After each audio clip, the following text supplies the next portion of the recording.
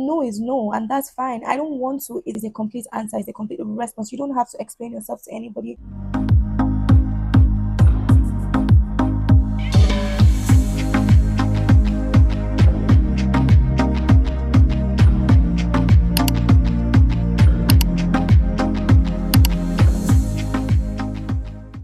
Hi everyone, welcome and welcome back. I'm Jen Fatimoti, and this is my YouTube channel. Welcome to episode 2 of the Beauty to Be Soft series. If you missed episode 1, please pause this video here and go watch the first episode, where I basically talked about how femininity isn't something you buy, it's something that is already in you, and you just need to sit with yourself and determine the things you actually like, how you want to be treated as a woman. After I put out that video, someone reached out to me asking, oh, if femininity isn't really about doing all the things I mentioned not to do, then what then is it really about? And before I jump into maximizing your beauty as a feminine woman and even dating as a feminine woman, I want us to talk about your day-to-day lifestyle as a feminine woman. So that is what episode 2 is going to be about. Without wasting any more time, let's get into today's video. Okay, so the first thing I want to point out is, as a feminine woman, you need to trust yourself, your opinions, before seeking other opinions. So I know that a lot of times, a lot of people can't make decisions on their own, and they just be like, oh, I'm a very indecisive person. You've actually sat down with yourself to answer those questions I asked you to answer in episode 1. You really should be able to make decisions on your own. It's one of the first things I paid attention to, or I noticed while going on this journey, was how quickly I was to seek other people's opinion without even sitting with myself and say, what do I actually think about this thing, before taking it to the next person. If someone comes to me and asks me something that I feel like it's personal, that I should be able to answer for myself, I'm already looking for who's going to answer this question for me. Like, oh, let me ask my sister. It can even be like the smallest thing. Yes, it's okay to ask for other opinions. Maybe there are two things that you like, but you just want somebody else's input. But it's not a case where people just throw things at you. You cannot even decide for yourself what you actually want. And this isn't just in random things, it's like specific areas of your life, your relationship with people, your friendship, even at work, your business, you name it, anything at all. This point is somewhat linked to the first episode, because if you do not know what you want, no way you can make decisions for yourself. You would be left at the mercy of other people to make decisions for you, be it like the smallest things or even like the grand things, the bigger things in life. You're just not going to be able to trust yourself, trust your knowledge and overall judgment, really. I need you to understand that there's really nothing wrong with asking for advice or asking for the opinion of other people. But when it becomes something that you should actually check is when you cannot even make up your mind about the smallest things. It means that you truly and really do not know yourself. You really do not know what you like. What is it you want? The next one is saying what you actually feel, expressing yourself. I still struggle with this. I still very much struggle with this, because sometimes before I think of expressing myself, I'm already thinking of how the next person is going to receive it. But a lot of times it does more harm than good to me, because I would then say, oh, I'd rather not hurt this person's feelings, but in my mind, in my chest, is squeezing, and I'm vexing and I'm upset.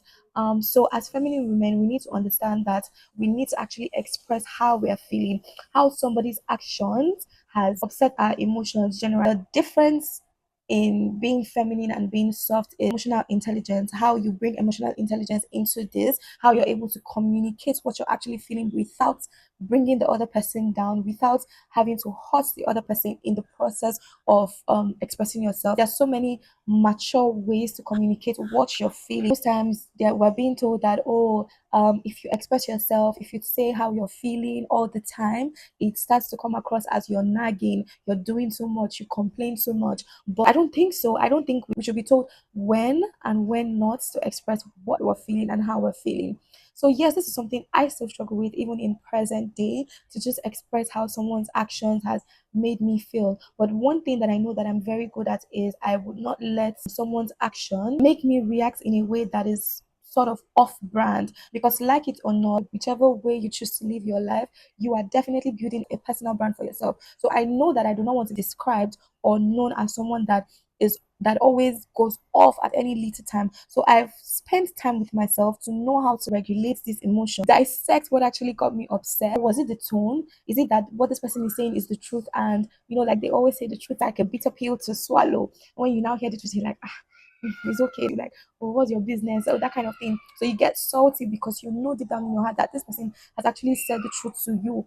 Or was it the way they communicated it? Because I want to be feminine, because I want to be ladylike, I'm just going to swallow everything everybody brings at me, everybody throws at me. No, you should be able to express your emotions very maturely. The next thing I would like to talk about is protecting your pace. That society has giving us this narrative as women that, oh, women are very strong, women can multitask, women can do this, women can do that. When I say protect your pace, is protect the things that you choose to do at a particular period of time. Do not just collect and collect and collect everything because you're trying to prove a point that, oh, I'm a woman, I can multitask, I can do it all. But independence, you can do everything, you don't need anybody.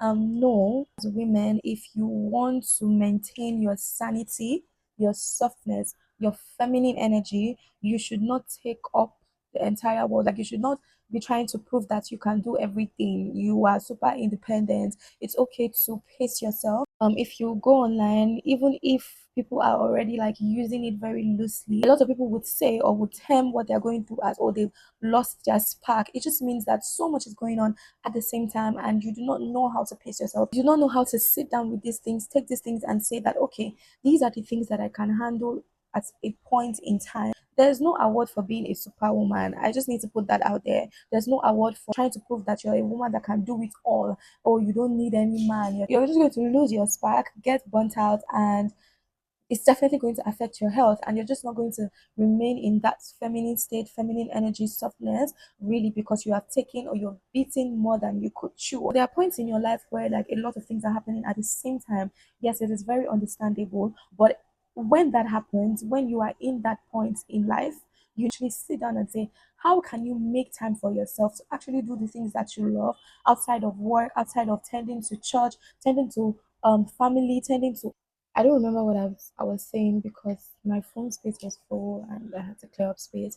But I literally was saying, make sure you are setting apart time for yourself, for your personal well-being, to take care of yourself. Because if you don't do that, you're just going to get burnt out. I think that as feminine women, we should understand that there is so much strength in asking for help. There is so much strength in saying that, oh, there's so much on my plate right now. I don't think I can add that to everything going on with me now. Maybe some other time. Like, it's okay. It's okay, guys. And that brings me to my next final point. Next point, I don't know if it's the final one, but that brings me to my next point, which is knowing how to set boundaries for yourself. And because a lot of people think that being feminine equals being agreeable, being soft, so like anything anybody brings to you, it's like, okay, going, you don't cause friction. Yes, even if you are not a confrontational person, you should be able to say that, this thing, I don't like it, I don't want it around me, I don't want this energy around me. You should be able to tell yourself that these are the things that I want in my space. Protect your space. To have and to build and to grow and to nurture this feminine energy, you need to know how to protect your space. I do not know the scientific explanation to this, but I know for sure that energy is something you can easily take up. You're literally like a sponge, and the things that are around you, the things that you consume, the things that you let in your space, they are the things that you are basically composed of, like it or not. Setting boundaries for yourself is a very, very feminine thing to do, because it is okay to say no. It is okay to not want to do something and say no without even thinking of over explaining yourself, and over explaining no is no, and that's fine. I don't want to, it is a complete answer, it's a complete response. You don't have to explain yourself to anybody, you don't have to give reasons why you are making that decision, or you do not want certain things around you. You don't owe anybody that explanation. That is something you need to understand. In one of my videos, I talked about when I was starting this journey, I used to actually say no a lot. Anything that does not align with my values or with my goals or the things that I'm trying to build for myself, and you come to me with it, I'm just going to say no. I'm just going to be like, oh, thank you so much for thinking about me, but now is not a good time. So many polite ways to say no. One example I would give is, I don't really like being around people that use curse words a lot. Oh shit, man, fuck you. Words like that, I just gonna be like, okay. The thing with me is like, I'm not just going to write you off completely. It might just be like, oh, that's what you're used to. So I just communicate that the best way possible. Like, oh, is it okay if you reduce or you do not even use curse words at all when you're speaking to me? I just express that. And if the person has sense, they're going to be like, oh, okay, it's true. I've even noticed that this Jennifer, she does not use those kind of words. So let me not be the crazy person that is always using those kind of words. Another example of something that happened to me was when I was talking to someone. I just started talking to this person, and it was like a banter type of conversation that was going on, and he sort of said something abusive. Okay, okay, I remember, and I was like, he was like, you must be. I said something, and he was like, you must be a joker, and that did not sit right with me. There and then I corrected it, and he apologized. So it doesn't take away from the fact that you are still feminine if you choose to express how certain things do not sit right with you. And I'm going to say again that it just boils down to how you communicate and how you express how these things make you feel, how you express your boundaries. Please, let's learn how to set boundaries for ourselves, communicate our boundaries the best way possible, possibly. So yeah, basically that's everything I want to share in this video. And I also want to highlight that because femininity has been reduced to being soft, talking slowly, being cute, you should be able to express how other people's action make you feel. You should be able to set boundaries for yourself. You should be able to pace and protect your space. Not every time you're in a rush, like you're just going to get tired out. So I've basically used episode 1 and 2 to talk about things you need to do, the things you need to work on, the things you need to understand when you're building a soft life for yourself.